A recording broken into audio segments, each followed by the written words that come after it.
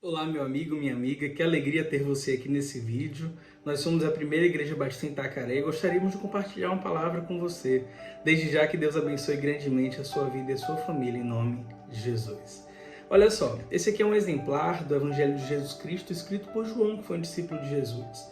João escreve esse Evangelho com um propósito específico. Ele apresenta 7 sinais de que Jesus é o Filho de Deus. Lá no capítulo 20, ele diz pra gente o seguinte: ele fala: eu escrevo estas coisas para que creiais, que creiam que Jesus é o Filho de Deus e crendo nisso, crendo nessa verdade, tenham vida em seu nome. Vida em seu nome. Tenham vida. Mas você poderia perguntar: por que eu preciso de vida? Por que precisaremos de vida? Até onde eu me lembro, meu corpo funciona, eu consigo respirar, eu me identifico como vivo. Eu sei que estou vivo. Mas eu preciso compartilhar com você uma perspectiva da palavra de Deus.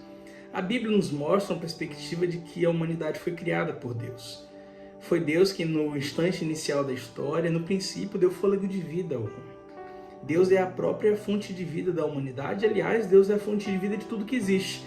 Tudo procede dele, tudo que há no mundo de vida vem da parte de Deus. Tanto é verdade que a advertência de Deus ao homem foi de que no dia que se rebelasse, pecasse, se separasse dele, certamente morreria. Isso se consumou por conta do pecado. Quando o homem desobedece, imediatamente se desgarra da sua fonte de vida. A morte, que não era uma realidade até então, passa a entrar na história da humanidade, passa a existir, e o homem passa a viver como um ramo de árvore cortado, lançado ao chão, sem vida em si mesmo, perecendo, definhando.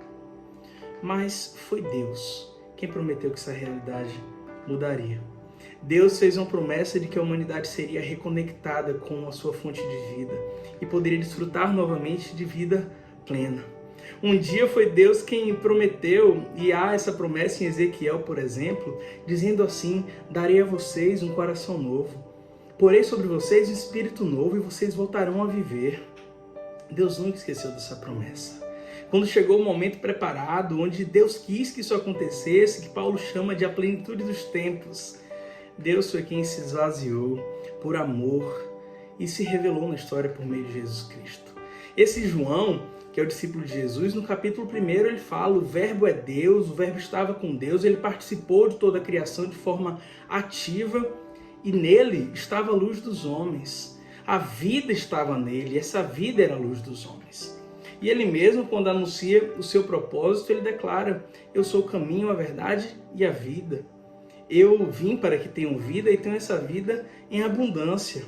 Deus foi quem prometeu que reviveria um homem morto em pecado, separado da sua fonte de vida, e essa promessa se cumpre perfeitamente em Cristo Jesus. Só que de forma estranha, a vida que Jesus nos oferecia, nos oferece, essa restauração da condição de pecado, tinha um preço. E o preço era a própria morte de Jesus. O esvaziamento de Jesus foi o preço para que o fôlego de Deus, fôlego de vida, de nova vida, fosse soprado em nós. E pelo testemunho da palavra de Deus, por um só homem, que foi Adão, desobediente, rebelde, a transgressão trouxe morte que se espalhou por toda a humanidade.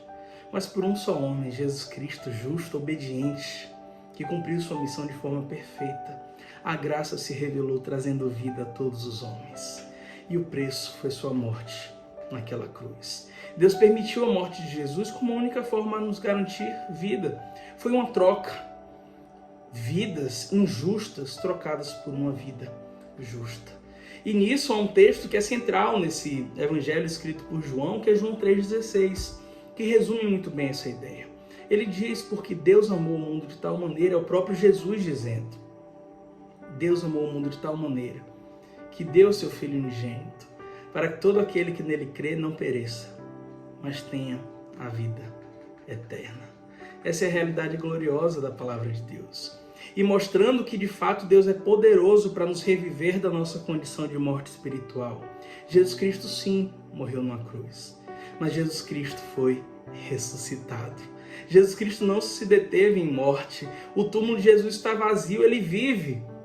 Assim como ele mostrou que tinha poder sobre a morte naquela oportunidade de Jesus, como muitas outras dos milagres narrados aqui, Deus tem poder para nos reviver da nossa condição de morte espiritual.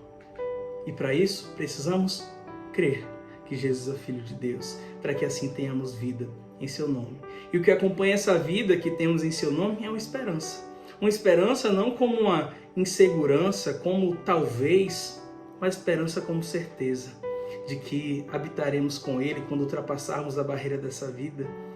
Viveremos com Ele por toda eternidade, em uma realidade em que a morte não mais existirá, também não haverá mais dor, nem pranto, nem lamento. E a verdade é que nos encontraremos com Ele e viveremos para sempre. Isso se cremos que Ele é o Filho de Deus, porque nele está a vida. E essa vida se revela a cada um de nós, a partir de Jesus Cristo. Que Deus abençoe a sua vida, em nome de Jesus.